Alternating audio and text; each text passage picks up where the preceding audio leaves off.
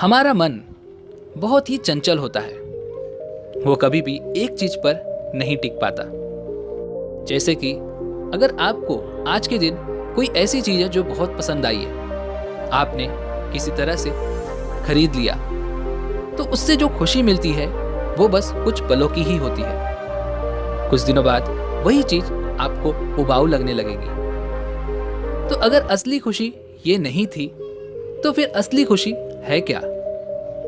ये हम आज की इस कहानी के माध्यम से जानने वाले हैं। लेकिन उससे पहले मेरी आपसे एक रिक्वेस्ट है कि अगर आप हमारे चैनल पर नए हैं तो चैनल को सब्सक्राइब और घंटी बटन को जरूर दबा दीजिएगा। ये कहानी शुरू होती है एक व्यक्ति से जो एक नगरी में रहा करता था।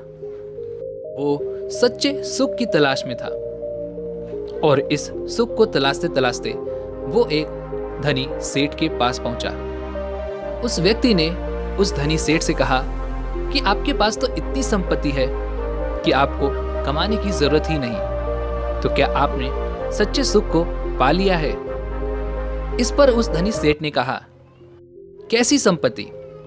मेरे पास उतनी संपत्ति नहीं है जितना कि किसी सम्राट के पास होती है। मेरे पास भी सम्राट के जितनी संपत्ति होनी चाहिए थी। अगर किसी सम्राट की इतनी संपत्ति मिल जाए तो फिर मैं जरूर सुखी रहूंगा। उस व्यक्ति के मन में विचार आया कि जब इस धनी सेठ को सुख नहीं है तो क्या कोई गरीब सुखी हो सकता है?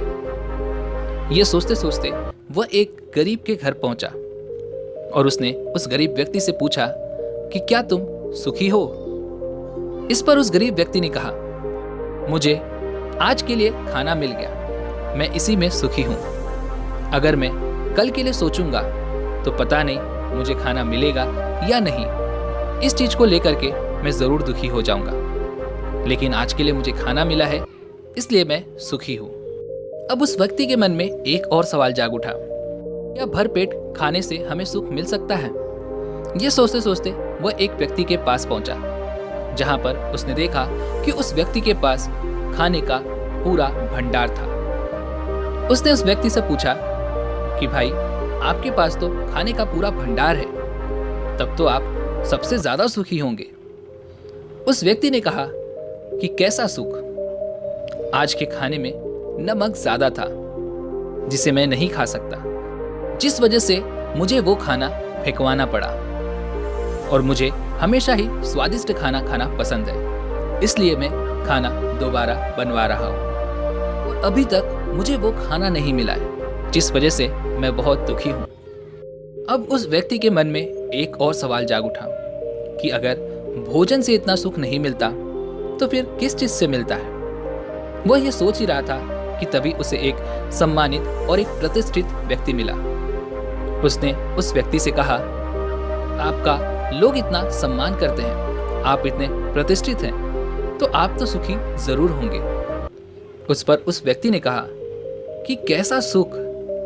मेरा एक मित्र है, जब वो मेरे साथ होता है तो कोई भी मेरी तरफ ध्यान नहीं देता, सब उसी की तरफ खींचे चले जाते हैं। अगर मुझे अपने दोस्त की तरह सम्मान और प्रतिष्ठा मिले तो मैं सुखी हो सकता हूँ। इस व्यक्ति की बात को सुनकर वह व्यक्ति सोचने लगा कि अगर इन सभी को वो सुख नहीं प्राप्त हुआ है तो सच्चा सुख किसे प्राप्त हुआ है?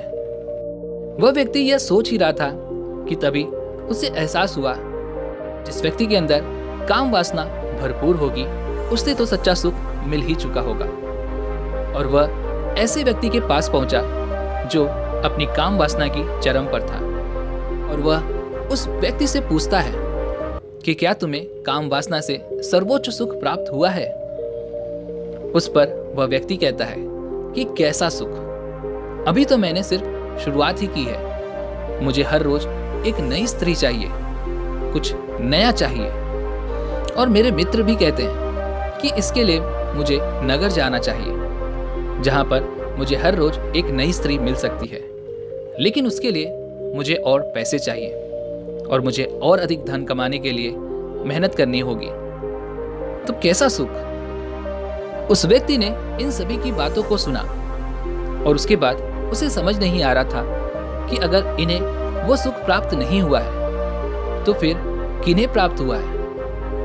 वह ये सोच ही रहा था कि तभी उसे ध्यान आया कि महात्मा बुद्ध हमारी ही नगरी में है। वह उनसे मिलने के लिए जा पहुंचा। वह व्यक्ति महात्मा बुद्ध की चरणों में जा बैठा और उन्हें नमस्कार किया और उनसे कहा कि हे प्रभु, मैंने सुना है कि आपके पास जो भी आता है उसकी समस्या का समाधान अवश्य होता है। क्या आप मेरी भी समस्या का समाधान करेंगे?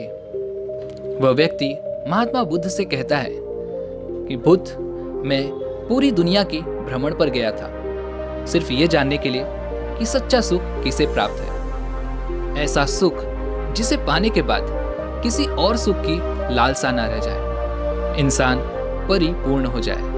एक ऐसा सुख जिसकी कामना हर व्यक्ति करता है और कोई भी व्यक्ति ये नहीं चाहता कि उसकी जिंदगी से ये सुख कभी जाए। परंतु मैं अभी तक ये नहीं जान सका हूँ कि वो कौन सा ऐसा सुख है जो कि सबसे उत्तम है, जिसे पा लेने के बाद इंसान ये कह सके कि मुझे अब किसी भी सुख की कोई जरूरत नहीं है। यही मेरे लिए सर्वोच्च सुख है। हे बुद्ध, क्या ऐसा इस दुनिया में कोई सुख है जिसे पाने के बाद किसी को और किसी सुख की जरूरत ना पड़े? तभी महात्मा बुद्ध ने उस व्यक्ति से पूछा कि जब तुम इस संसार का भ्रमण कर रहे थे तो तुमने क्या जाना? उस व्यक्ति ने जवाब में कहा, मैंने ये देखा कि हर व्यक्ति का सुख अलग है। सुख की परिभाषा को अलग तरह से देखता है और अलग तरह से जानता है। हर किसी के लिए ये सुख अलग है। कोई किसी सम्राट की तरह दौलत चाहता है, तो कोई स्वादिष्ट भोजन, और वहीं पर कुछ ऐसे भी लोगों से मैं मिला हूँ जो कि काम वासना में अपना सुख ढूंढते हैं, और तो और कोई किसी दूसरे के दुख में भी अपना सुख ढूंढता है। इस पर महात्मा बुद्ध ने कहा, तो क्या उन्हें ऐसा करने से सुख की प्राप्ति हुई? तब वो व्यक्ति कहता है कि हे बुद्ध, मैंने देखा है कि जब कोई व्यक्ति अपने किसी मनचाही चीज को पाता है या फिर किसी सुख को हासिल करता है तो वो झूम उठता है। लेकिन ये सुख हमेशा के लिए नहीं रहता।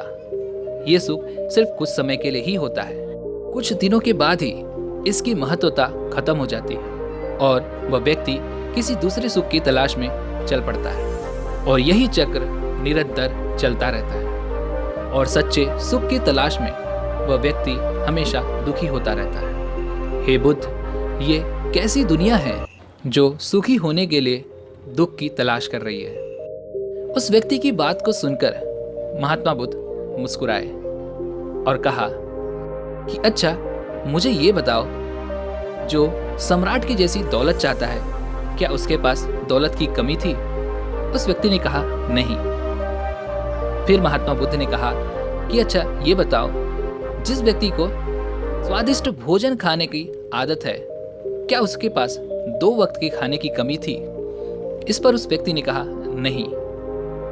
महात्मा बुद्ध ने फिर से कहा कि अच्छा, ये बताओ, जो व्यक्ति काम वासना में अपना सुख ढूंढ रहा था, क्या उसके पास काम वासना की कोई कमी थी? इस पर भी उस व्यक्ति ने कहा, बिल्कुल नहीं। तो तुमने ये सब तो देख लिया कि किसी के पास किसी चीज की कोई कमी नहीं थी, फिर भी ये लोग सच्चे सुख की तलाश में हैं। इसका कारण यही है कि उन्हें अपना सुख दिखाई ही नहीं देता, और इन्हें कुछ नजर आता है तो वो सिर्फ कमी।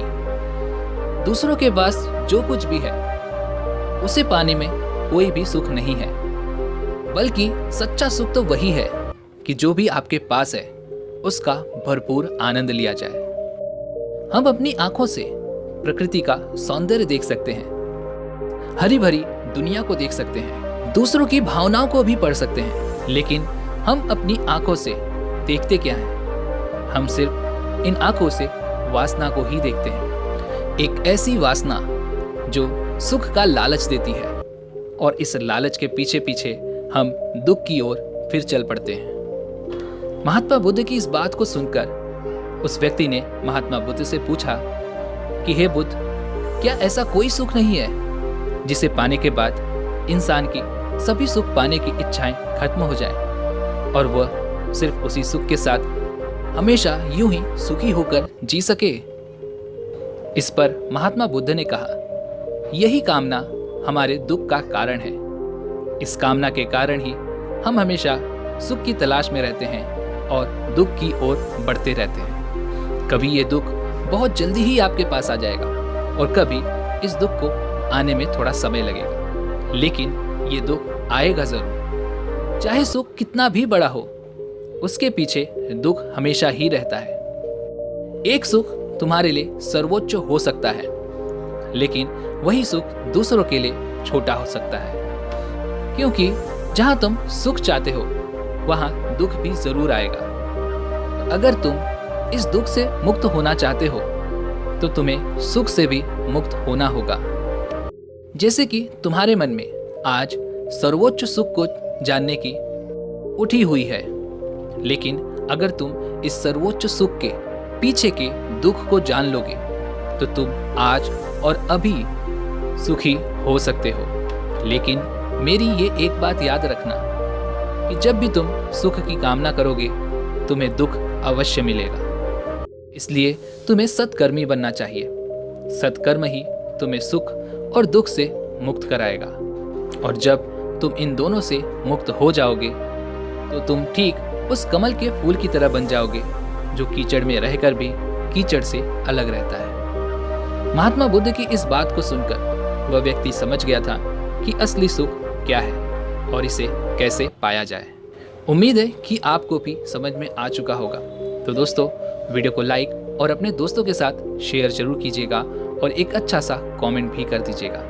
साथ ही साथ इस चैनल को सब्सक्राइब करके घंटी बटन को भी ज़रूर दबा दीजिएगा। तो चलिए मिलते हैं ऐसी एक और वीडियो में। तब तक के लिए अपना ख्याल रखें। धन्यवाद।